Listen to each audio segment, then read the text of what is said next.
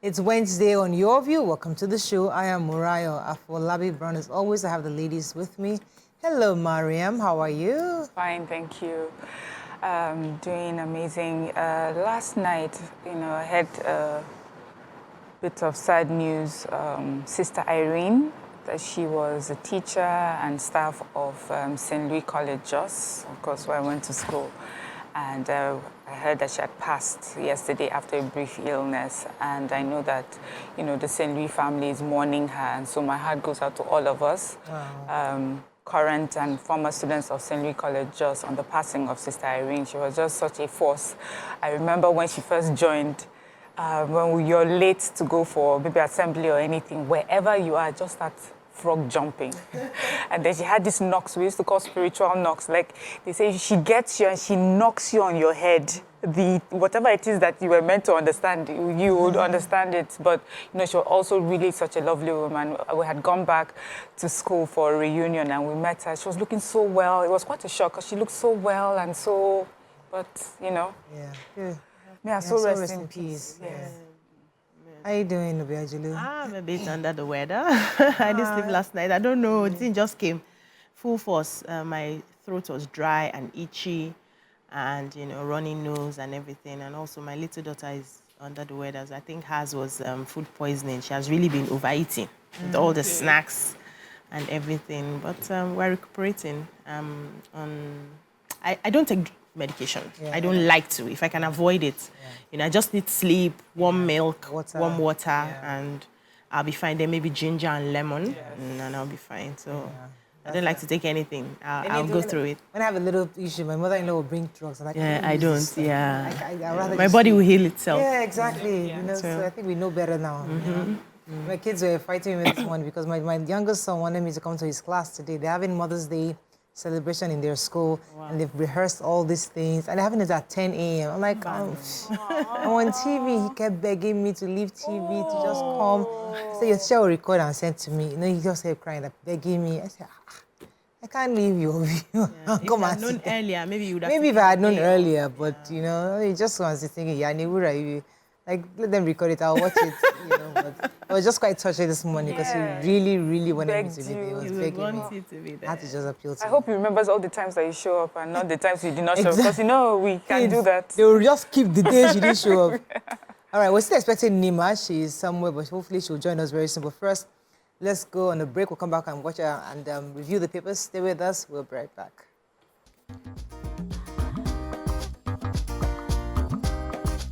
Stay tuned. Your View will be right back. Thanks for staying with us. We're going to start with the nation. Senate suspends Ningi over false budget padding claim. Tinubu won Nigeria mandate, says Shetima. WTO to stop illegal fishing on Nigeria's waters. Abdulrazak Udodo seek Tinubu's intervention in Ilorin-Lokoja Highway. Shebu sues INEC and Igudalo. Minister Disco differ over cause of outages in homes and offices. And Aida Tiwas targets self-sustaining Ondo State. Okay, which story?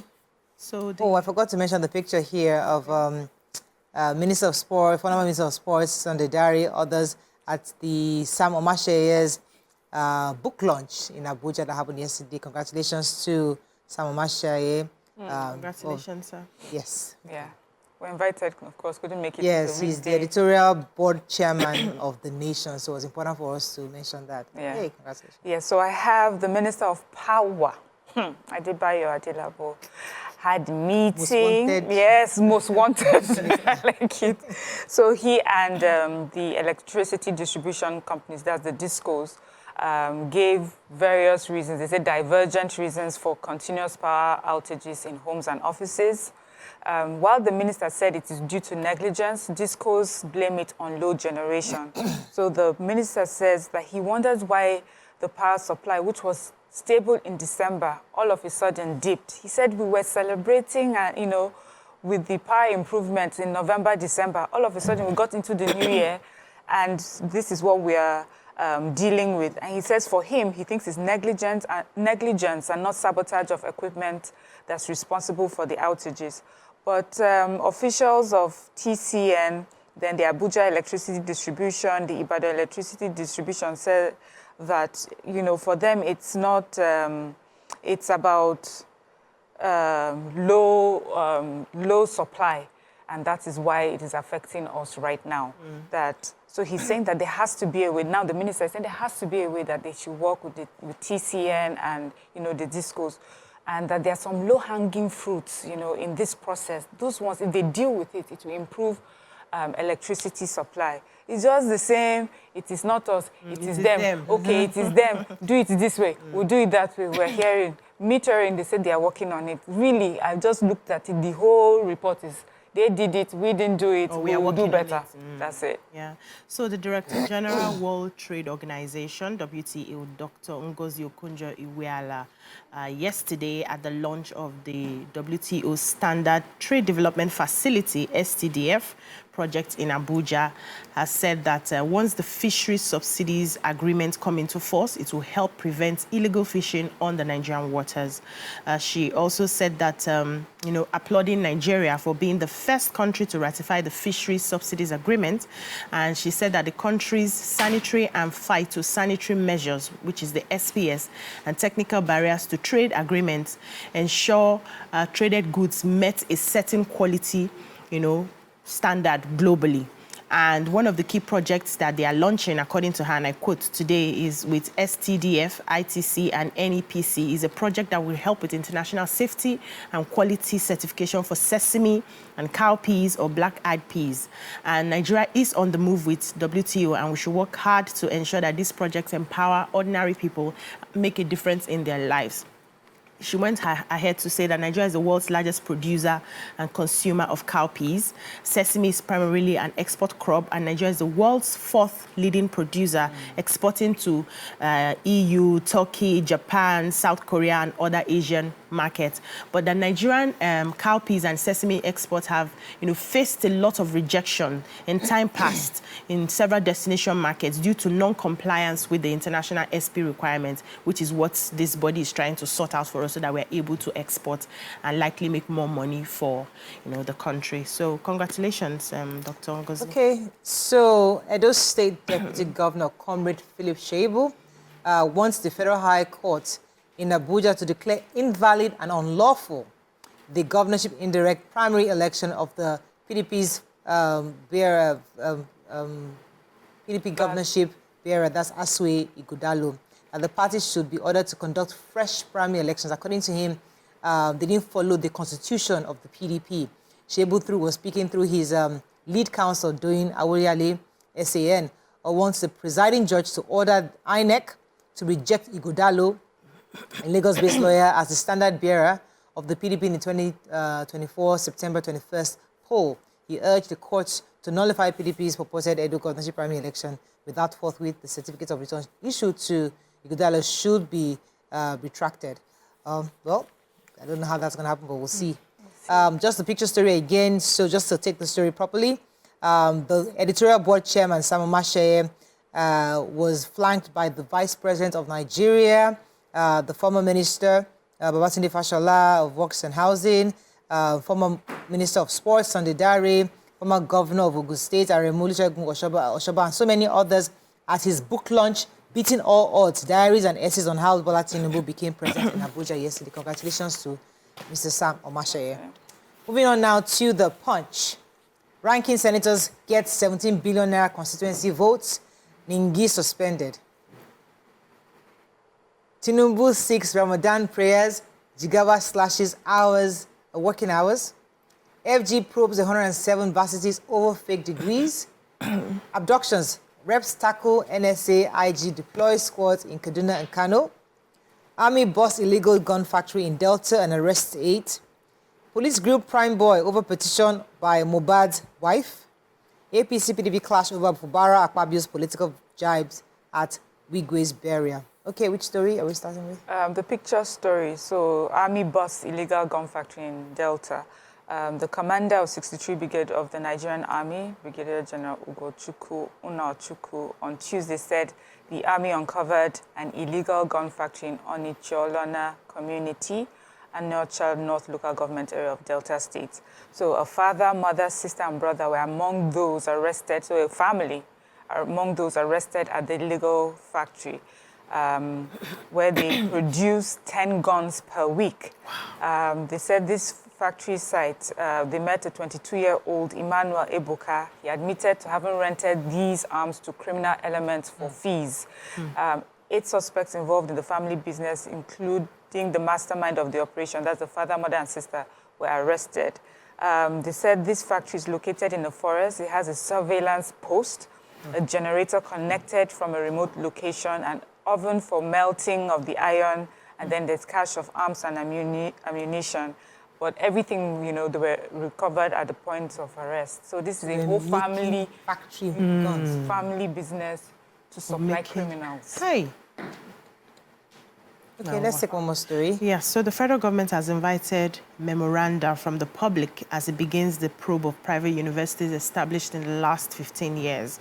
And, you know, they initiated the probe following an investigative report by Daily Nigerian journalist Umaru Audu, who uncovered certificate racketeering in the neighboring Benin Republic and Togo.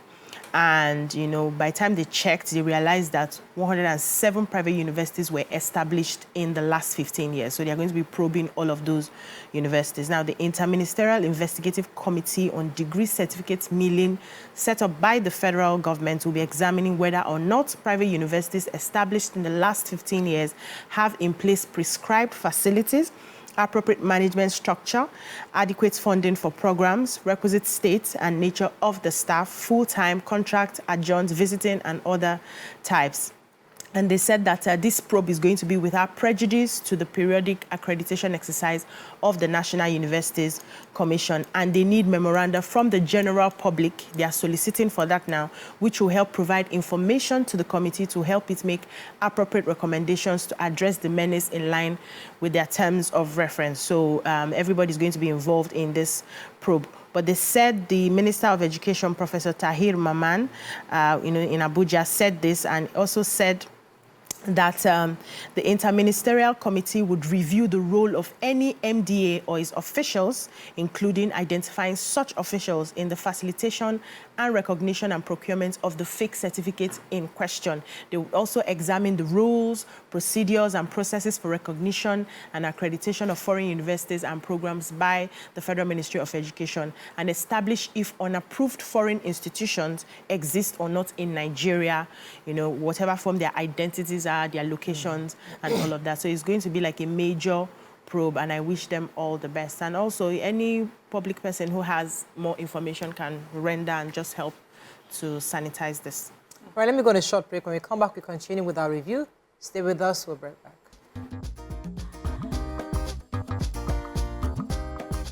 Stay tuned. Yourview will be right back.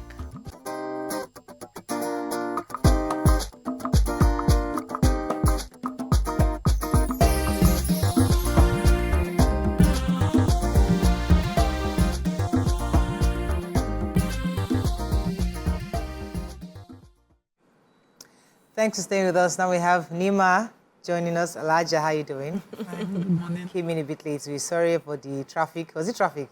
All of the above. A bit of delay, all of the above. Good to have you on the show. Thank you. Okay, so I was going to take a story in Punch. Our president on Tuesday appealed to Muslims in the country to seize the opportunity of the ongoing Ramadan to fast, to pray for peace and stability of the country. According to him, he said, I advise all of us to continue to pray for our country. He said that when he declared open the annual Ramadan Tafsir, explanation of the Holy Quran in the State House Mosque, that's his first one as president. According to the statement by his special advisor, Ajuri Ngalale, the president advised Muslims faithful to demonstrate kindness to one another and their neighbors while also supporting the underprivileged in the society. Okay, moving on now to Daily Sun. Wait, Okay, I want to take the major headline. Please go ahead, Nima. So yesterday, Senator Ningi was suspended by the Senate, and fresh revelations, according to them, showed that about 34 senators got 500 million naira. So 34 of them are ranking senators. Ranking senators are senators that are returning at least a term after their first term.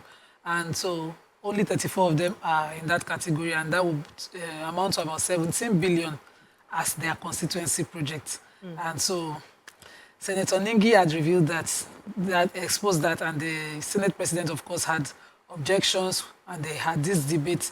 Motions of breach of privilege was moved by Senator Olamileko Adeola against Ningi, and over his interview with the BBC, Hausa, alleging that they got that 500 million each. Before you know it, turn to yam pepper scatter. Well, the 500 million was a different matter. The issue of the Padding was what caused. So he is alleging Yes. that That's that the monies were made, were process of padding on the budget. Wow. And so they had back and forth. There was no particular allocation for that. And so they padded the budget, and, so the back and forth led to him being suspended. He, on the other hand, resigned as the chairman of the Northern Senators Forum, not that he resigned as a senator. So with the see, but I saw another story that the president had summoned the Senate president over the issue. Over the matter. We'll see how it goes. Moving on now to Daily Sun. Senators expose one another. Atiku dismisses reports of leaving PDP, accuses Tinubu allies of being behind his report. Criminals plan to attack schools, farms in Oshun. Adeleke cries out. PDP declares Akpabio enemy of rivers over comments on Fubara. History will be kind to Tinubu, says Shatima. Gunmen attack UNTH, abduct Deputy Director, security man. FCT safe, free for foreigners to conduct business, says Wike. Pension fund hits 19.53 trillion, gains 1.717 trillion in January. And Tinubu approves appointments of FCT, PEMSEX, board members and others. Okay.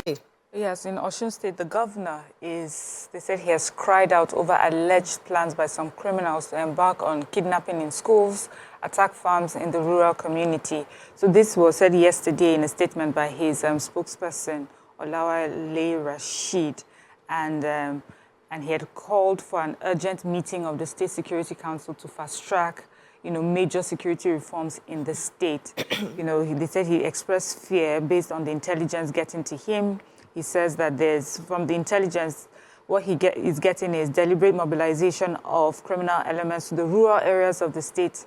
The state revealed the secret and posed serious concerns to the well-being of people of the state. He said that schools were also being targeted with abductions and attacks as a way of distracting the state government from implementation of the Safe School Initiative and also the multi-billion naira infrastructure plan. Anyway, the governor says, quickly he summoned his State Security Council to see what they can do.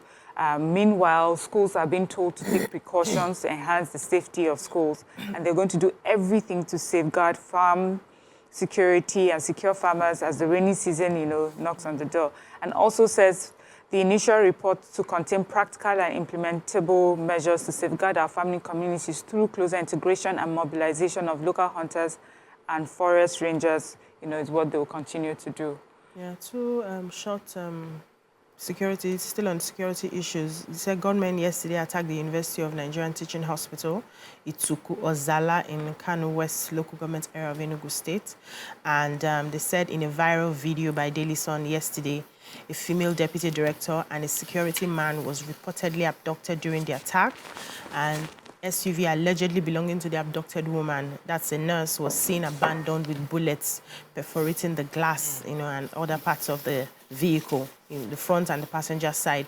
The police public relations officer, Daniel Ndukwe, had not confirmed the attack as at the time of this report, but they said the trending video showed the bullet-ridden vehicle belonging to the abducted female staff parked inside the premises of the hospital. So we await more details on that. They also said that and another story, while we are talking about the people who are just recently kidnapped in, Kaduna, they said 300 residents abducted in Kuriga and Goni areas and of Kaduna State, and the bandits terrorizing the state also stepped up their game. So between yesterday and Monday night and yesterday morning, they had abducted another 30 people in Buddha Village. Kajuru local government area of the state. They said they came in their usual commando style with sophisticated weapons and operated for hours on end without any challenge. And they said that particular state is also becoming a hotbed of kidnapping and other sophisticated crimes. Most of them are underreported as a result of fear. They said a lot of criminal activities are happening in Kajuru in recent times, but the leaders of the affected communities are not able to come out to report what is. They are not even able to have media time because they are afraid they will come back, after them. And, this is just a call to the government to see how they can secure most of those areas, provide more security to help in those areas. So, in an opposing story, the FCT Minister, Mr. Yeson Wike, was assuring while receiving the ambassador of Poland to Nigeria, Mrs. Joanna Tarnowska, who visited him in Abuja yesterday, and he was assuring him that the FCT is safe and accessible for foreigners to conduct their business.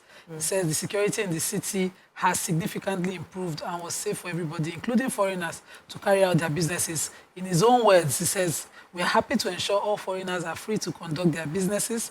Abuja is the capital, and you can see its safety. It's one of the lovely cities that everybody will want to visit," he assured the ambassador.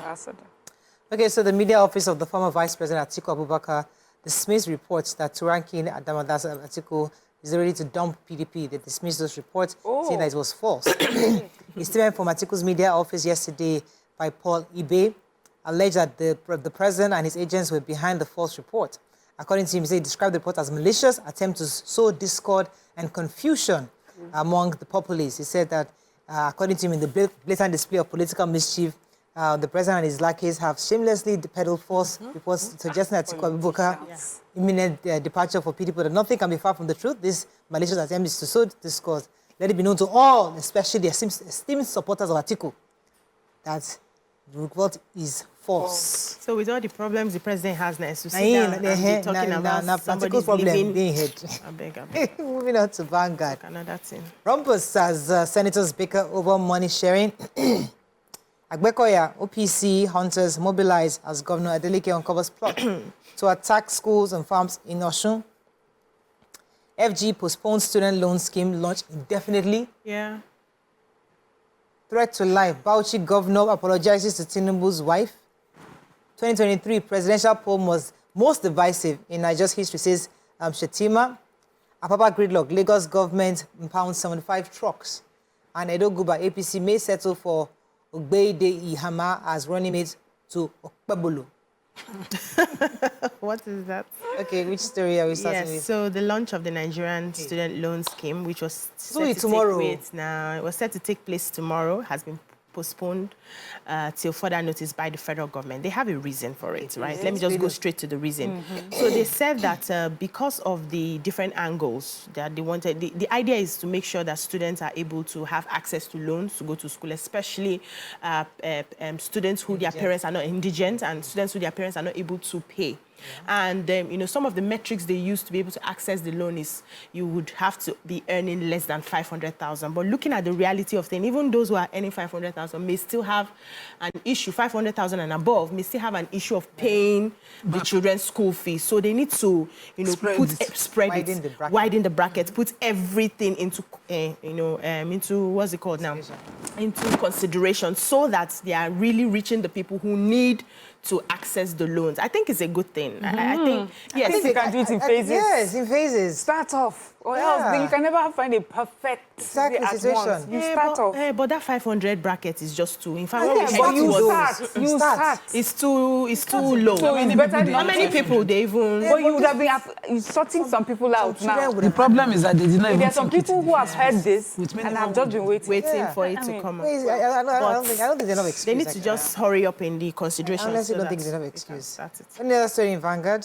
I thought I had a story here. Oh, yes, I do. You have a story in Vanguard? No. Like, my story is about Apapa gridlock. So, the Lagos State Traffic Management, I'm looking for you on your behalf. We're not here. Last month, yesterday, impounded over 75 illegally parked trucks along the Oshodi-Apapa Expressway, inward port access roads to restore sanity in the area. The vehicles were impounded in Creek Road, First, Second Gate, Coconut, Westminster, Beggar. Westminster. You know that area. Beggar.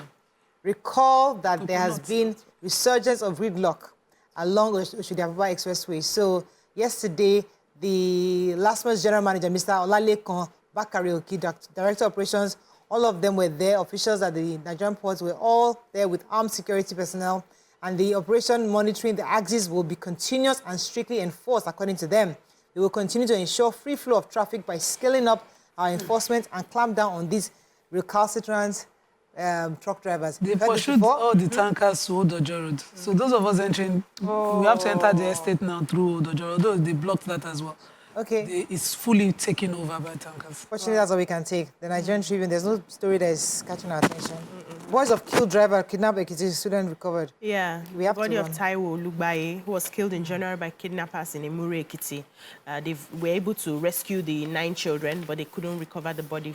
Luckily, one farmer found his body in the forest and alerted them. His daughter went there and identified him. Yeah, Really that's sorry. just it. That is all we can take on Front Page Review this morning. When we come back, we want our hot topic of today. Stay with us. We'll be right back.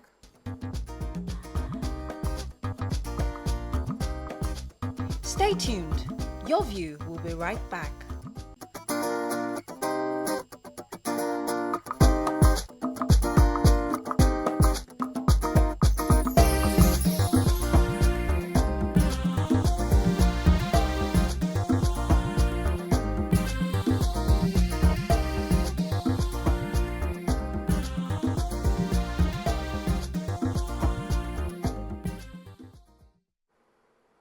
Thanks for staying with us. Today, we're taking some really heartbreaking story of a report that came out from Anambra State of a woman who allegedly physically assaulted her help in the house.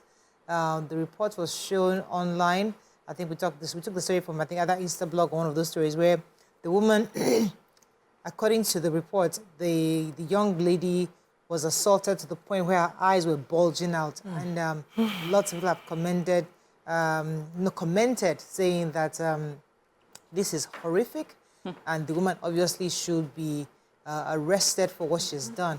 But when we see videos like this, it's another reminder, you know, of how we can caution ourselves, especially when we have domestic help working in our houses. We know lots of women have been faced in the past of accused of physically assaulting many of the helps. Some of them would pour hot water on them, some of them would use iron on them, some of them would you put pepper in their private parts and stuff like that. And we've discussed this in the past, it's very horrific, but to think that it's still happening, it shows that there's a lot more work and sensitization that needs to be done out there. What do we do in this kind of situation? How do we handle these cases? Even in the related story, I know the Lagos State government was looking for a mother who was blowing, is it shisha into the baby's face. And the Lagos State government was also looking at it. So these are mothers, these are women who are living, one is even with a baby, we're blowing this sort of substance into the child's face. And I know the Lagos State government is looking for that, because that video came from Lagos, I believe.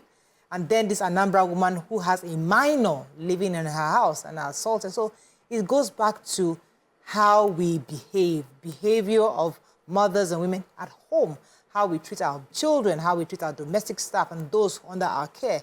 This is the conversation for this one. You can call us on 081-07641-679-090-241-63440. You can also tweet us at TVC Connect. Please hashtag Yourview TVC so we can read your tweets. Very heartbreaking story, Nima. I saw the story yesterday and I thought it was impossible. Yes. It felt like her eyes were boiled.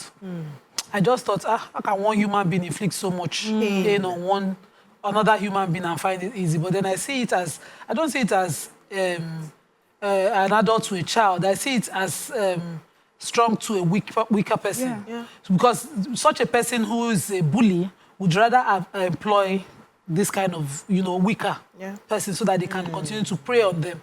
If now your mates, you employ, even as a help, as a salesperson, there's a level of beating you give the person before he will deck you by. Even if he doesn't blow you back, he will deck. This child obviously is weak, is vulnerable, is unprotected, and is sadly living with someone determined to kill. Because I wonder the offense. There was a video of a woman who justified that she saw a girl on her son, and so she beat him, and she did a press release. And I was like, at the moment, you take the child. What I would do, because if I don't think the system is strong, back to sender. Return to wherever you came from immediately. But if the system is good, you take the child with your evidence for the proper prosecution for that child, because we know some kids are criminally inclined. So you take the child to the necessary system. But before you will now be guilty yourself, because sometimes the innocent becomes guilty. Whatever the allegation that you think justifies what you do, you get to this point. This is totally wicked. I don't like the stereotyping. I know Igbo women from Anambra who are amazing to their maids. Who are amazing. In fact, my friend, we still live together. You can't tell who the child and the maid is. That's the truth. So, but this story like from Anambra doesn't mean that doesn't happen across No, the there are country. many. It happens across country, yes. It's just that the comments, also under it seem to, focus on this particular state or people from there. But for me, I think it's a widespread issue. Yeah. We have seen it in different forms across the country. And this is not, to take away the focus from this particular story. It's just to say that, so that sometimes, the thing is, once you stereotype, you close your eyes to what is the same thing happening in other places. It's sad because, women, when we describe ourselves, we say we're just naturally nurturing. We're just, a woman is so empathetic, she's kind. When she sees things, her heart breaks. And it's the same empathetic and everything that does this. So, and then when you hear the men now come, for women, like, look at them. Any small thing, they are the whatever, see how they are wicked to themselves.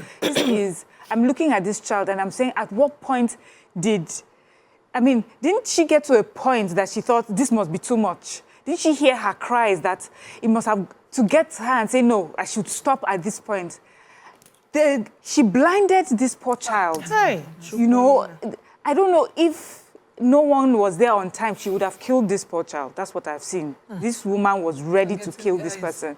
So the other story we're referring to, you did not complete the story. She said she found her maid on her child, like she was sexually abusing her child. That's what she said. And she ended, That's this person. No, this is another person.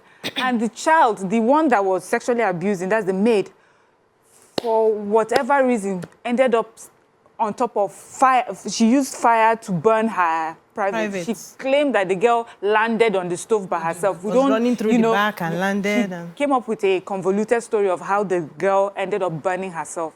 If you have a problem, please take them to the police station. Simple and short. Don't take evidence or no evidence. Just carry. Just go there. Let people even, go to the police station where they can hear both of you and then resolve the matter. Don't do things like this. It does not make sense. But also, a part of me wants to ask, what is happening in the mind of a woman that is able to do that to a child?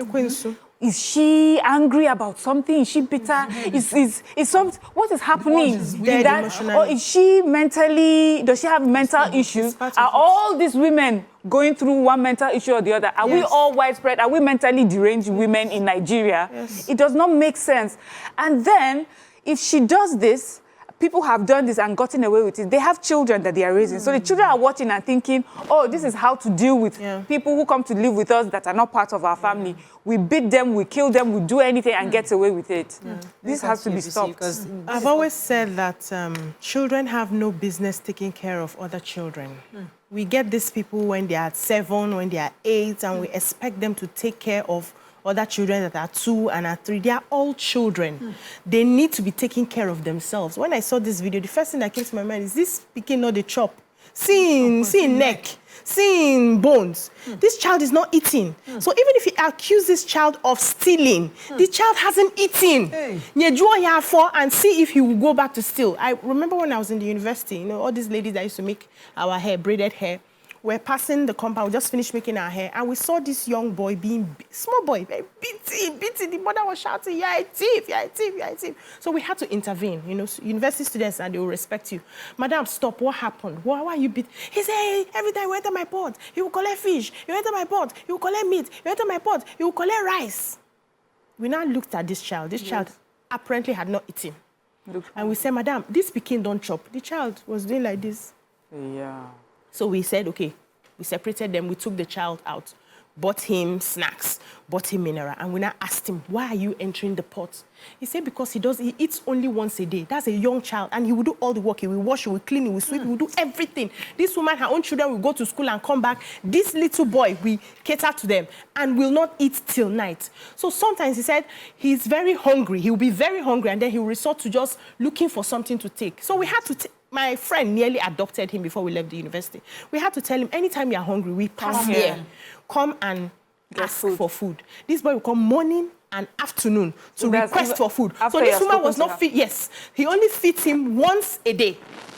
Once a day. We were very young at the time. If it was this level, definitely I would have gotten her arrested, because that is a child that needs nurturing, that you're expected to nurture another person. You that left your child and somebody is humping that child. The person humping is a child. You don't know what they expose themselves to, where they're coming from. And then you expect the child to have enough sense to nurture another child. We need to make a law that if you have a help that is less than 18, you should prosecute her. She's supposed to report this case. She has neighbors. That's the part I was going to come in. She has neighbors. That's the part I was going to come in, because we also don't take responsibility for these things. We see it and we just look the other way. We mind our businesses. Because when you see somebody, your neighbor, who has a help that is a minor, you should report to the authorities. You Simple. have to But you know the conversation. Disguise these things. And say so that I'm helping my caring. sister or my late sister's child to raising go my- to school. I'm raising, you know, there's one, this my friend I told you doesn't treat her maid badly. I visited her once and we're just sitting there. I saw a strange looking girl eating in the kitchen, washing the food as if, I said, why is this one eating like this? He said, I've been telling my friend, he said she's helping this girl go to school. I've been telling her to feed her. To at least feed the girl. So she leaves the girl at home, she'll turn off water. She'll make the girl go fetch water. She says it's part of upbringing. She'll her children, make the they girl, do that. yes, she'll make the girl go fetch water. I remember as a judge on the Indomie's Heroes Award, we had 2 kids. One whose parents had died and they were in the village setting, and one that was involved in a fire. There was this debate between myself and this lady with the prosthetic foundation. And I was saying, these are more vulnerable kids. These ones in the village. Because when one auntie picks them, I'm helping you. Is it not me? No, I did not kill my mother. Nobody will kill me. I'm helping them to raise you. So when they bring you, anything they do to that child, they'll say it's upbringing. The child will be made to fetch firewood inside city. Imagine living in Lagos, where you have a bowl, you lock water. You say she should go and fetch water to wash the clothes. You cannot even draw a hose. I was saying, draw a hose. The landlady will fix the tap. The woman will still go and lock it. The tap is broken. That's why I say she should be fetching from outside. Just to create a form of hardship that she justifies as upbringing for that child. And the child is even underage. So they will justify anything culturally. They disguise a lot as to why the person is, you know, having to go through that. Whatever you are training that child to do, let your children be doing the same thing. If you want to justify the upbringing... Let me go on a short break. When we come back, we continue this conversation. Stay with us, we'll be right back.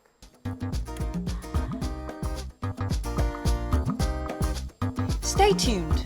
Your View will be right back.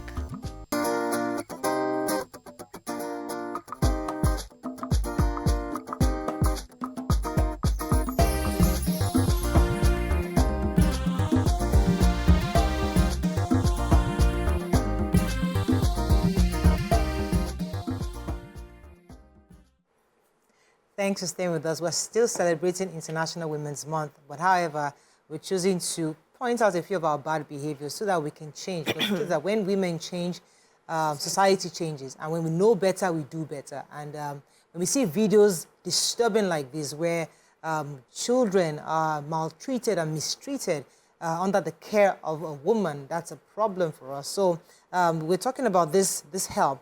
And I was going to link it up to another story we saw online also, where the family was having lunch out and the help, they seemed to not be involved in the eating. They didn't give her any food. She was sitting down on the side and was totally ignored and wasn't invited to eat or even invited to the table.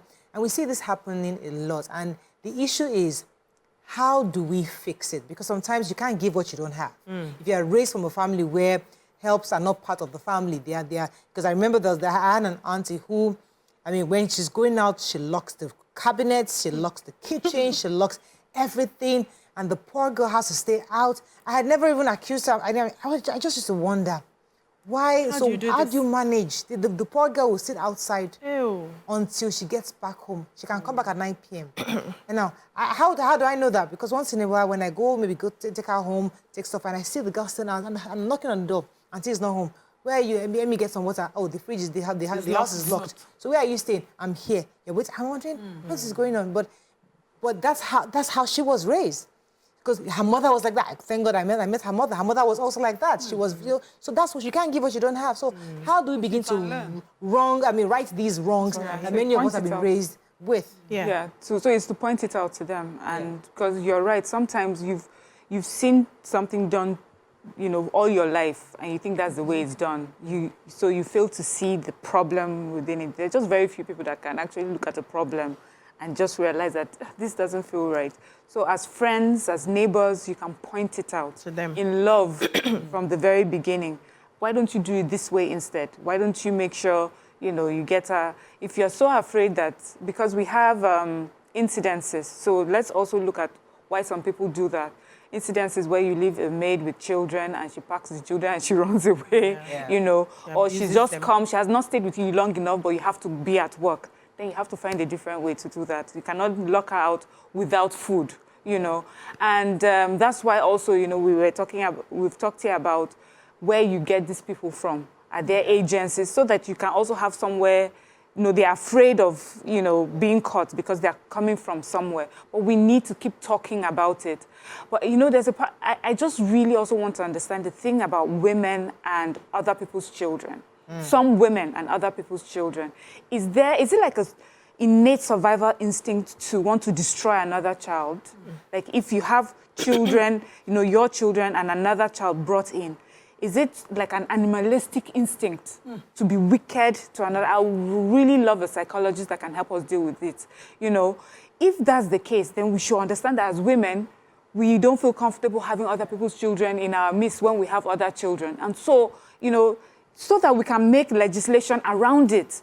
Because for it to happen over and over and over again, even with the fact that people have been called out, people have been locked up, because there are, and people are still doing it. Yeah. I don't get it. For me, I feel that you'll be either you're afraid of getting caught, or you're afraid that you may kill someone's child, or just that empathy, would stop you from. But if none of these things happen, occur to you, what is there that we need to look at?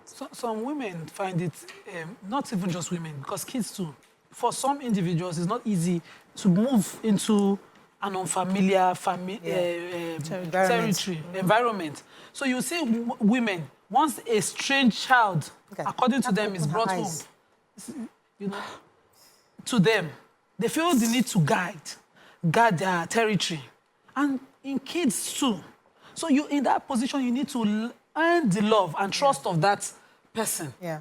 And also for children, because I know my son was very hostile towards everybody as a baby, but he would sit with the person whose love he trusted, which was that Iolu, that till today, if I'm running late, I'm sure he will leave the house, even though there are family members at home. When he needs to eat something, he would walk all the way back to Yolu, not her daughter-in-laws, not her son, not anybody, not my friend that is in my own shop, not anybody else but that woman. Can I get Gawi? Only her.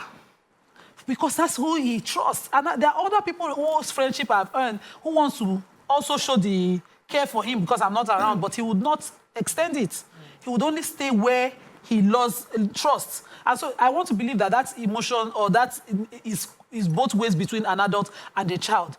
I have applied the law because I had to earn my son's trust. And now I've extended it to all their friends. When they come, there's a child's language that you can speak, and the child will feel comfortable. I now see them crowding the house. I used to fear them. I still fear having too many kids at home. But because I've learned to speak a child's language, and so they come to trust you. They will tell you anything. They will come open. And if you have a strange child you're afraid of, trust that the child is also watching and thinking, when you're talking about trust, place? I was remembering, because I had a help. Peace came into my house at the age of 19. She's married now. She has moved on. And when she came in, she had that issue of trust because obviously she had fear. She was afraid to eat comfortably. She was afraid to eat at the dining table. She was afraid to see you. She's always so scared. I'm thinking, come and sit down and eat. Based off where she was coming from. She's coming from. So it took time. Every little thing. In fact, she wants something, she'll hide it. Yeah. She would take something, she have had her food, but when I'm coming into the kitchen, she doesn't want me to see the food. Maybe how massive it is. She'll be hiding. I'm like, what are you hiding? See, if there's anything that I've been trained, when it comes to food, Don't worry. Food is not something, I think all of us can learn from each other. Yeah. Food should be the least issue in our homes, especially when you have helps. People live, it's a joy for everybody to be fed. Yeah. So, let's make an attempt to, understanding the psychology of women that do this. The first thing is, there are some people from whatever or wherever they are coming from and the mindsets they've had for a long time, believe that all human beings are not equal. Yeah. And so there are people that are lower than others. Yeah. And so when you come as a help, if it was good for you, your parents will not send you off as a help. You're definitely lower than me and my children. And you will be treated in that way. That's the crux of where this comes from. So you separate, there's a separation in your home where this one is this caliber, that one is that caliber. And so people who are servants should be treated a certain way. They should not eat where the children eat. They should not sleep where the children sleep. That's how it starts. And then it now extends to, okay, when I'm going training. out, training, also training, and what they have seen. Because everybody is coming up from one trauma or the other of your environment, what they are used to, what they have seen, and all of that. When I was growing up, every help who came to our house had access to everything. And I picked up on that. That's how I run my house. When you come to my house, in fact, my very first help, that was a young girl, who stayed with me for 8 years before she finally left. People felt she was my first child, that I had her outside before the other ones came, because she now somehow started looking like us. We go everywhere with her. When I'm shopping, then I used to shop at Red Tag inside the mainland, that Red Tag store in the mainland. I shop for her. Like, there was no separation, because for me, everybody is a human being. And so for us to begin to change this is to understand that this child may be disadvantaged today does not mean her destiny is disadvantaged. She's a human being. You never can tell where this child will be. She has an opportunity to experience you. How are you showing up for this child? How are you showing up for this person? Even when the adults came. And sometimes I'll look back and like, when they treat me bad at the end of the day, I ask myself, is it because I'm too nice or I'm too free? And then my husband will remind me, be who you are. God will always give you good people. And so far, I've not gotten a help that steals. Because what do you want to steal? You have access. Madam, I want to eat this one, take. Madam, I want to eat that one, take. So, in fact, when they come for the first 2 weeks, they are eating. I will be laughing. Because I know that after a while, they will be tired of. I'll not be begging. Have you people eating today? We are busy. Because the food is there. Nobody is hiding it. So now instinct to hoard and steal is taken out. So even if you don't have enough that you're managing, there's a way you can manage it and spread it so that people do not feel disadvantaged. Now, when it comes to that wickedness of hitting and hurting and using fire and using different things, that one is on the borderline of mental issues, where you have deep anger issues with yourself, first of all. You don't love yourself. You don't know who you are. Every frustration of life, you are now channeling it to somebody else. And you need to be vulnerable person who cannot defend themselves. And because you have your own children, sometimes when you look at those people, when there are no helps in the house, they channel that amount of anger, even towards their own children. But when other people are there to collect it, their children are safe somehow, and then they channel it to the next person. So we need to start, there's a family member of mine who today we did not allow to have help because of this. She has deep anger issues. She can stone anything, and we say, until you will do your work yourself. Strong, independent woman. You will sweep. You will sweep your house yourself. We don't allow her to have help. The exercise to exactly, and she does that effortly. She will still be complaining that she's tired. I'm doing everything. But do it yourself. There's something that Miriam said earlier that I'd like us to talk about, because people don't see it. How do they see it? Because they don't know they're doing something bad. To them, they just don't.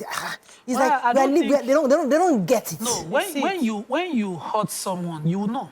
I have a very close to 70 years old who had a young girl living with her. My kids and myself will visit, because my kids know we are not allowed to do that. They found it strange that this person was incapable of loving that child. The child was below 13.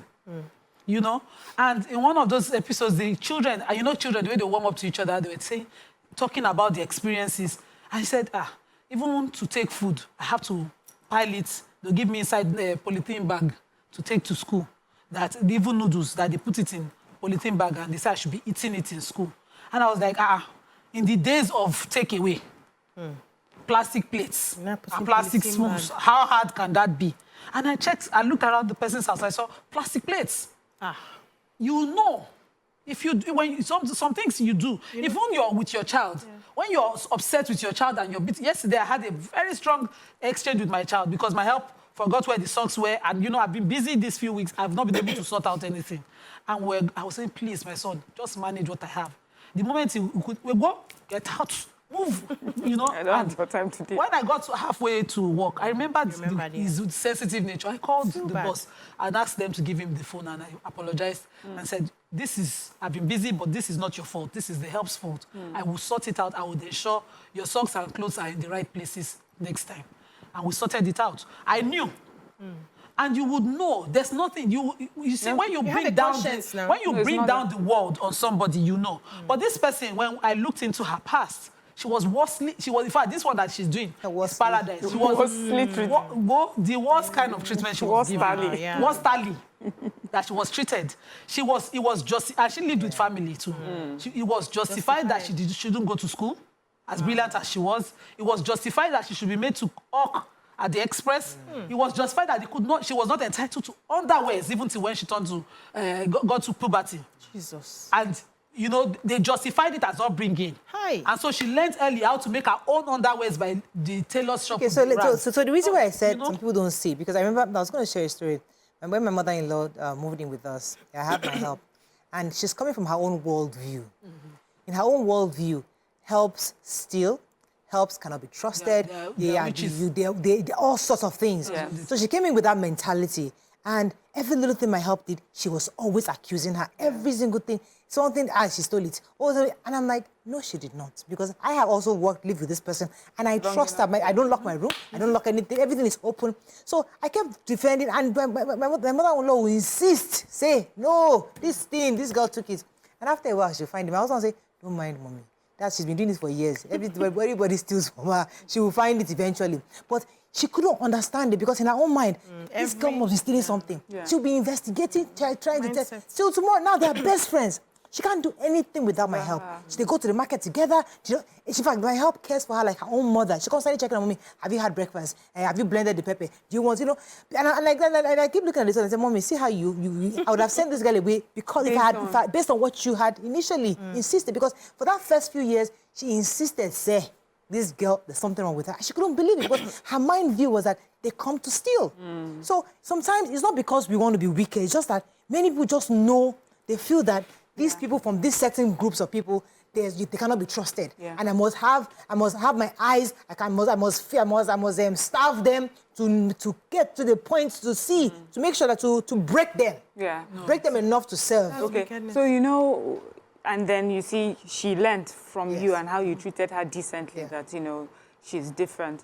So yes, you're right. A lot of the times we respond because of what we have seen, what we have experienced. And even people would say to you sometimes when you do things like, how did you leave your room open for this person? I remember there's this, my mother-in-law's friend that used to tell us this story. Every time you see her, she'll tell you over and over again. She said, this, my maid, stayed with me for decades, nearly 20 years. The day that she was going to leave, she went into her room as if she was cleaning it as normal, because she always trusted her. She said she packed all her gold, put it in the basket, covered with dirty clothes, and walked out of her house forever. And she had been with her. So imagine if someone else would come into that woman's house. She would stand over her head. Yeah. And if she's going out, she would lock her door and tell her to stand outside until she comes back. So now there are two things about employing children. I don't believe in that. You can't even employ children. Take that away. Yeah. Then when you're employing an adult, then you have to set the boundaries, what you want and what you don't want. From the beginning. And then I always, I say this to my people that work with me, my domestic staff. I said, this is a job, it's not slavery. Yes. Nobody put a gun to your head. You can decide that I am done and I'm leaving. The same way I can decide before it degenerates into anything, So understand that there are boundaries, that these are human beings. They're here to work. At the end of their work, you give them their wages. And that's it. Be decent to human beings. Simple as that. Where you see that they are not being decent or they are overstepping their boundaries, you can't take it anymore. Bye. But it's the children one where we are taking advantage of vulnerable people because of their age, their size, the circumstances from which they're coming from. That is the problem. And I feel that, you know, we should look at this deeper. I think there's something that is happening in the brains of women. That you see a small, vulnerable child, and what comes to you is to crush that child even further. I don't get it. Give you comments on social media. I'd like to hear what Nigerians are talking, saying concerning this, because this is a story that is very heartbreaking. I was going to link it up again to the irresponsible behavior of a mother who was blowing shisha into a baby, because we're just discussing irresponsibilities. As much as we love to celebrate women this month, we also have to use the opportunity to highlight some of the things we do that are irresponsible. So I'm going to go on a short break now. When we come back, we'll take a few comments, and then we move on to the other segment. Stay with us. We'll be right back.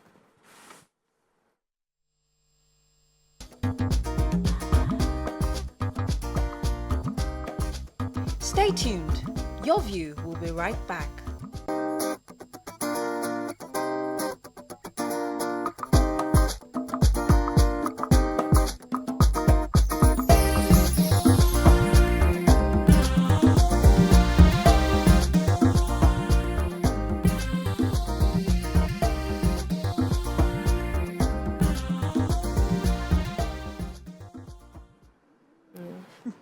Thanks for staying with us. I have Idris on the phone line. Good morning, Idris from Sokoto. You're live.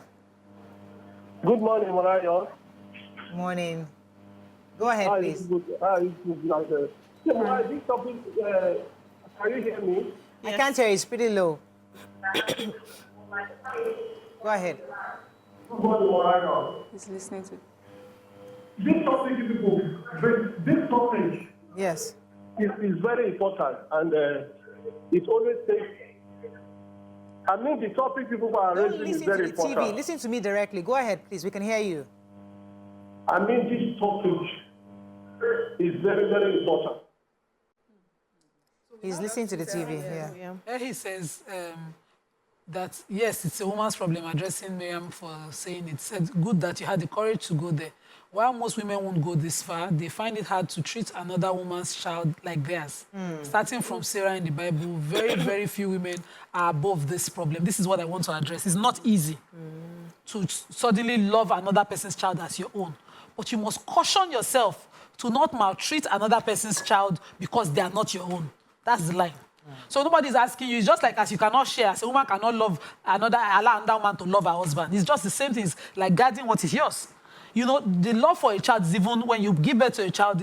So for some women, it doesn't come naturally. Some people would look at the baby and wonder, where did I get this person from? You know?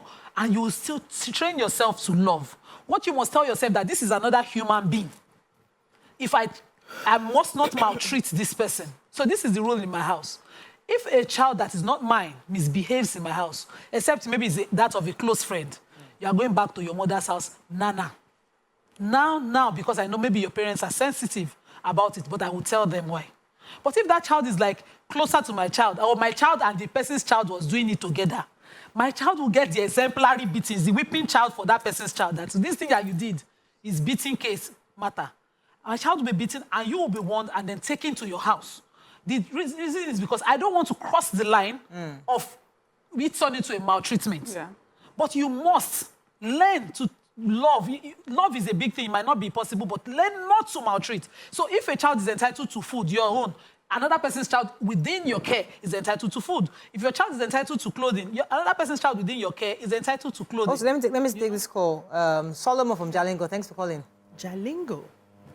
You're live. Good morning. Yes. I'm a first-time caller. Welcome to the show. This thing that you people are discussing is a thing that do happen every day in this country, Nigeria. I experienced most of this thing when I was working with NGO, JDPC last year precisely. I wonder sometimes what some people behave or how they behave in their family. I grew up in our house. Our father has a 4 children. In fact, the first one in our house. We grew up to my university level. I never knew he is not a son to my dad. So because the way he was treated at home, when we grew up, the way he do with us, everything, I was thinking, all of us in the house, we were thinking he's our father's child. Until after my university, I get to know that he's not our father's child. And up to now, 4 of them, in fact, the last one now is in the university, 200 level now studying economics. So I advise many families to behave as such, to do all these kind of things. When they are treating somebody's child with you, that same thing should be done to your own children, so that there should not be difference in segregation between them all. When they grew up, in fact, they will send that love to others.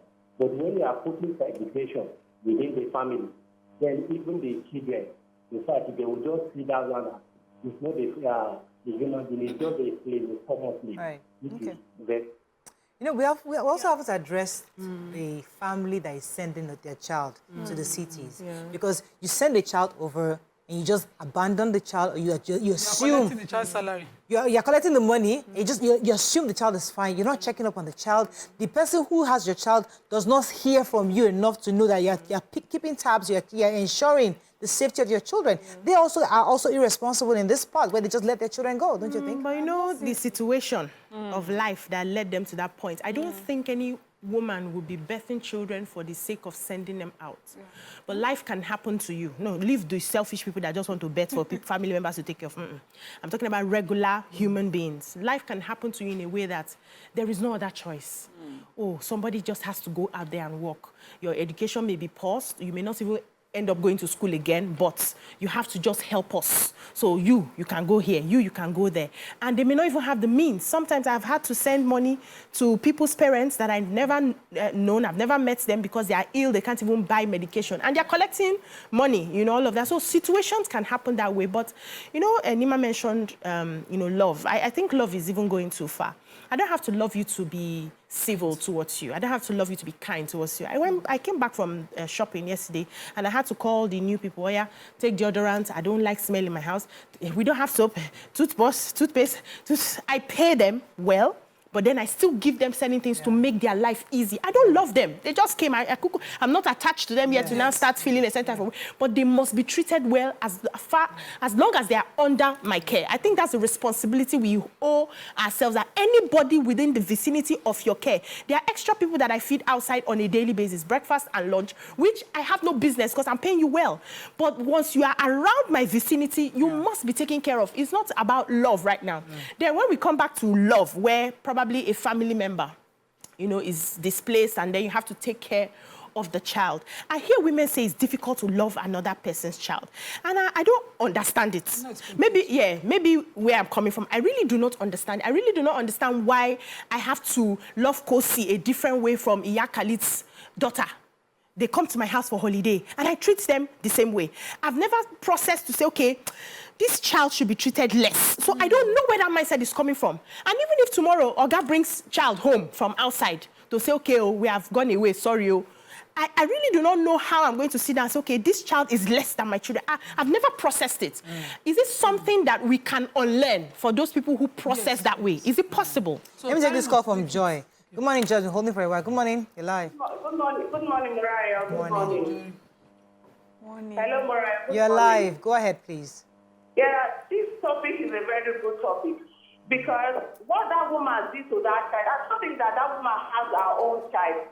If she has her child, I don't think to be able to treat another person's child like that. You can carry your pregnancy for 9 months and you will not treat another person's child. You don't think of how another person carry his own pregnancy also. That is another person's child for crying out loud. But automatically, she has just landed that girl's eyes. I've seen this of anybody. One thing that many people don't know that are keeping herself. I've been married for 24 years now, and my children have grown up, and I have 3 of house girls. If you find out that this person, you cannot cope with this person, send the child away. It's not a do or that affair that you must keep somebody in your house. Train up your children, because Bible says train up your child the way it should grow. When it grows and it will not depart from it. Look at this woman and look at what she's doing. Her own children is eating. Look at where she kept her own house there. So Christ said, Christ is love. Anybody that cannot love, that does not have love, cannot love another person. That woman must have to be arrested,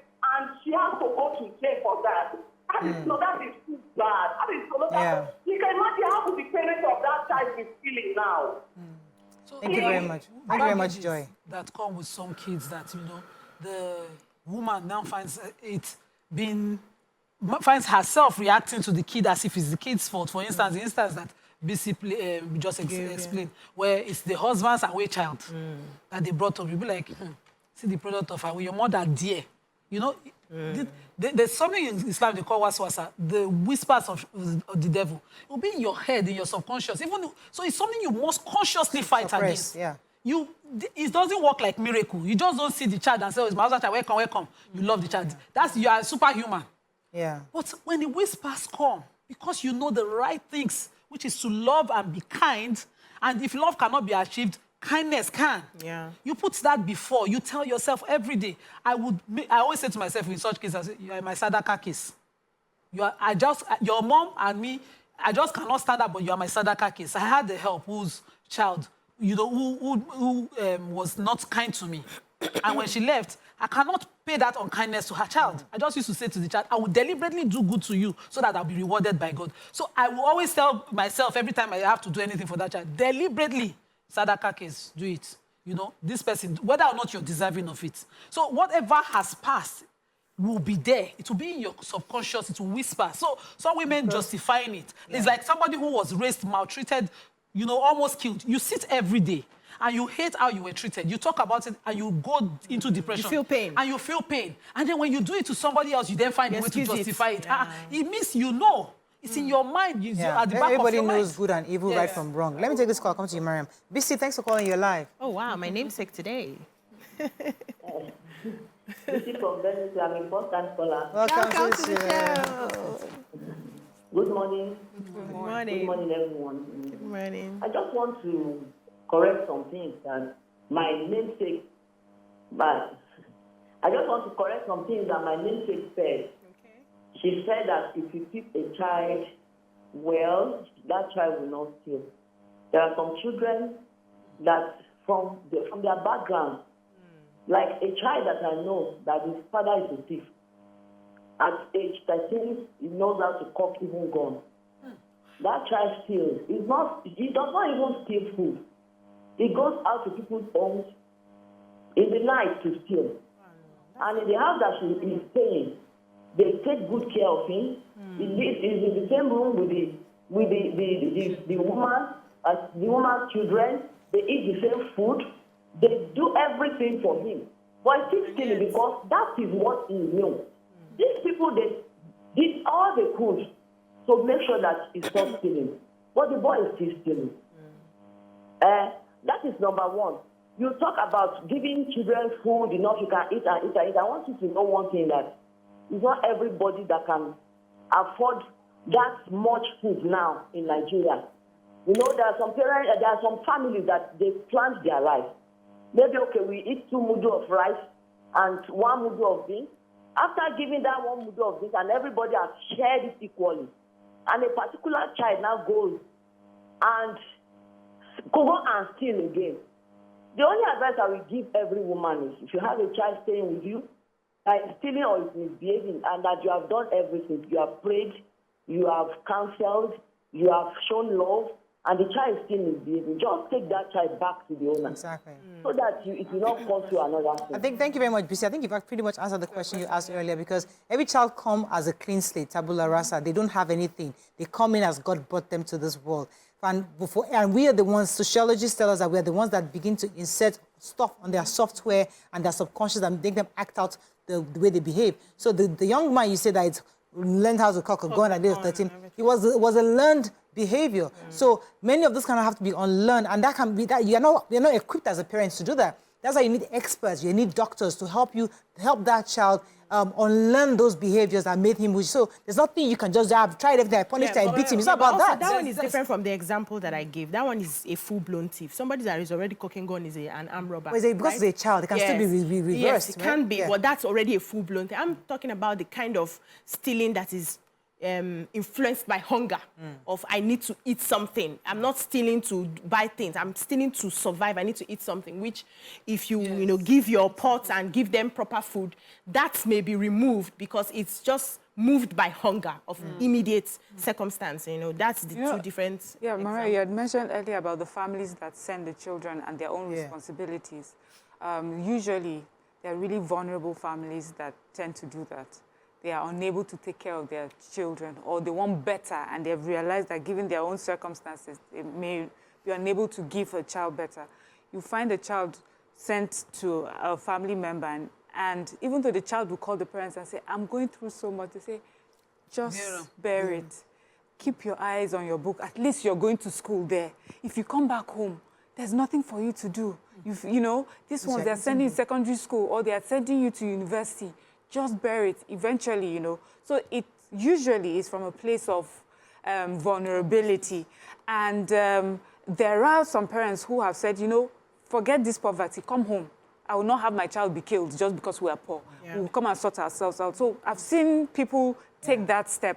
I think the problem really is those who receive the children who are taking advantage of the helplessness and vulnerabilities of these families. So let me take Ime. I'll come to you. Nima. Ime, thanks for calling your live. Good morning. Go ahead, please. I'm a first-time caller. Welcome to the show.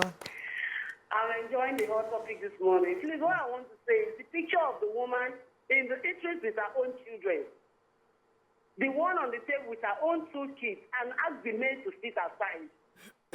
the boy I'm seeing in that picture is older than this girl I'm seeing. If this boy really has a conscience, if this boy is well trained, we speak to the mother, mommy, why her sitting aside while we are eating? Because my own children will not allow me. Children will not allow this picture I'm seeing. That they are on the table and another person. It can never happen. Ime, I guess also, we lost that. So she's saying her own kids would never. Yes, but you know why? But you know why? Because it's who she is. It's who she is. So my mother-in-law was ill at some point, living in my house, and we just had suya one evening, chicken suya, we're just eating. So, you know, usually she would say it's peppered or I'm tired, it's past my eating hour. And so we don't bother with her, except maybe when she's interested. My son said, Grandma, you're sitting there and you're looking at them enjoying. And he called her, I said, wake up and you come and sit here and enjoy with everybody, or they will not eat the suya. That's in my house. Yeah, like so, me, the cake that they got for me for Mother's Day, I went to him, I said, where's my cake? They look, my daughter gave me. We gave driver, we gave this. I mean, everybody, like, what did you expect? Yes, it was your cake, but we had to give people. We share it now. But it's not mine. So but you are. It made me, yes, and then, of course, that's where you get your pride. But if you have a child that acts that way, understand that that's... And those 2 children sitting down, listening to their mom, trying to justify that. Also, it may be a teaching moment for them. Now, because children, we don't question our parents. We believe that they are 100% right all the time. Now, what has happened to those children is, oh, so mommy can be wrong. Oh, so there's something that is not right here. So luckily, what may happen is a child may pick up on that advice and work differently from the parent. Or another child may see it as, how dare you talk to my mom like that? She's right, and this is how we'll continue. But we just need to keep talking and talking. Let's take a few comments on social media. No, I wanted to, extend the issue of those people who send out their children. Yeah. So growing up, I used to hear this conversation, and my parents' emphasis was that none of their children would be allowed to stay with anyone until they are adults. And so we couldn't leave until we were in university. And we were having that conversation. My mom says it's laziness. No matter the number of kids you have, if you want to put them in an employment, employ your kids in your business to increase the family's income. If you have a business now. You create one. It is laziness to not want to create. Say, there's a saying she used to say that now chicken when fowl cover, now they grow. The one that the chicken mother exposes, the ox will finish them. And so I want to use this opportunity to talk to those mothers who are birthing kids everywhere in the world and thinking, I have one sister somewhere. I have one brother, one uncle that loves me. And then when the uncle fails, maybe because the uncle now starts his own family and he too is burning plenty like you, he says, okay, let me focus on my own. Then you now say, this uncle has failed you. After all I did for him. Plan. Uncle's wife. Yes, they'll say the uncle's wife was a witch. You see, we can avoid these narratives. If my parents back then, things were tough in the beginning, I remember, and she would rather employ you in her business. All of us, when we're growing up in secondary school, we're growing up to go grind our pepper. There's no place you are going to stay with nobody. In fact, those people knew better when they asked for help that, please, can I send her? They knew to treat you decently because your mother carried you with her own dignity. If you fail, in fact, if you send your child to anybody to raise for you, know you have failed that child as a parent, anywhere you are today. Because if your child, if you are selling Gary, or you are sweeping ground. I still had that conversation with my new help recently. Her daughter, daughter came for an interview to join one of my businesses, and I said, what kind of job do you want? She said, office. I said, well, look at what you have as a qualification. Can you do what your mom is doing? She said, God forbid. I said, and so I looked at her. Her mom was cleaning, and then she walked. This is an adult. She's in her 20s. And then she walked away without even offering to assist her mom. I picked it as a point of no, I can't employ her. And when the mother came, I said, I can't employ her. The mother said, I want crying. I said, you know why? I said, when my mom used to have to go and grind, to sharpen what they call all of the blenders for the grinding engine, I had to cross lasso with the machine on my head. And lasso was where I was schooling as a university student. I had to carry it past my school classmates who will see the law students. Yes, but I would rather do that than allow my mom carry it. Yeah. So a child that cannot be that helpful or kind or even pity, they say, "Pikin, may God not let me born pikin, we no go pity." God forbid. We no go pity the mother. Help the mom. There's a problem. If you are going to any job, the sweeper of the compound comes with her 3 kids every day. Yes. Yeah. I had if you come to a job, bring your kids. Let them do the job. If it is 5,000 you earn, manage it with your kids. It's not like you are not earning. But some people look for the easy way out. No, lesser mouths to feed. Let me remove 2, 3, anything they see. But there have been good stories of people being sent over to the cities where they had better life and actually helped to improve it's on the magnanimity of the helper now, not on the parents' judgment. So parents can do it anything for economic reason. Lesser mouth to feed, that's the psychology. Yes. Lesser mouth to feed, or a better life, I can't afford, let them go. But you can do it within your means.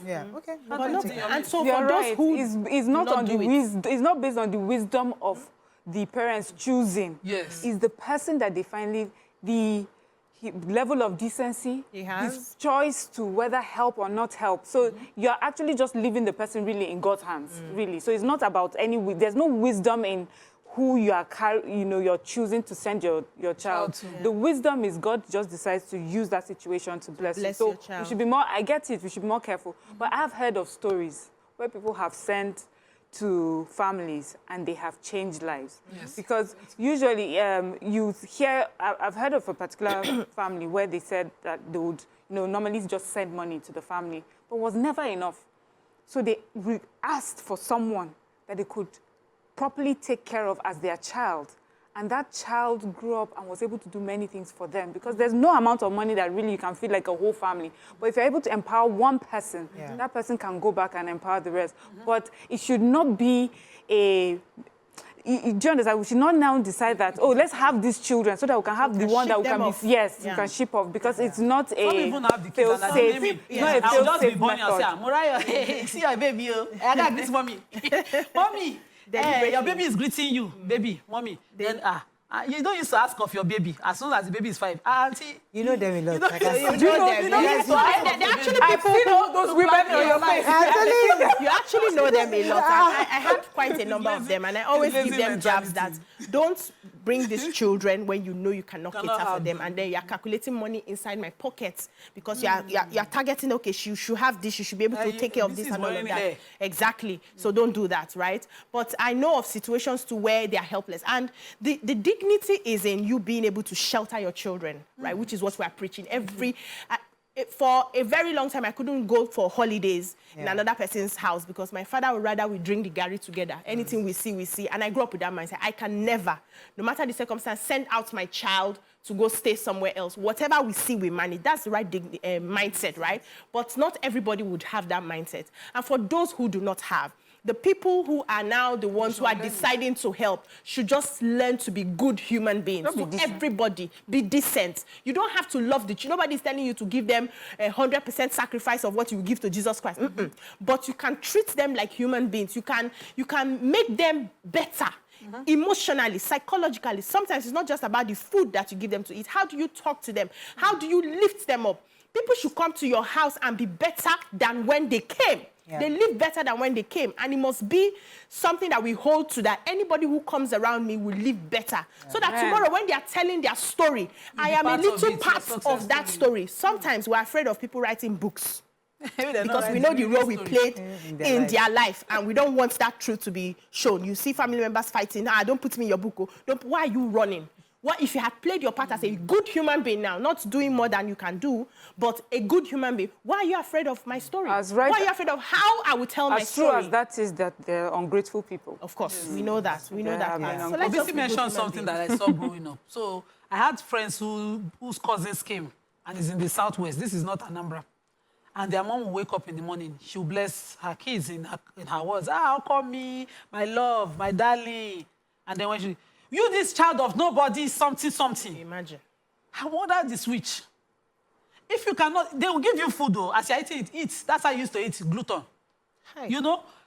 You don't extend the let me not say it's hatred. You know, your toxicity, your bad mouth to your children.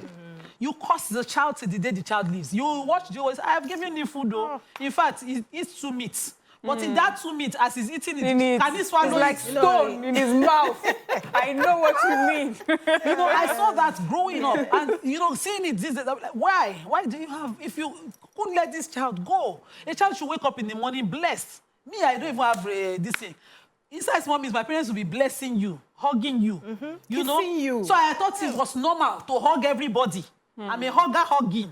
You know, if Islam did not come, my family will still be hugging up and down. I guess we just have to expose, and what we do is not just about us, it's about our children, what they see, what they grow up, because many women are acting out how they grew up, what they experience.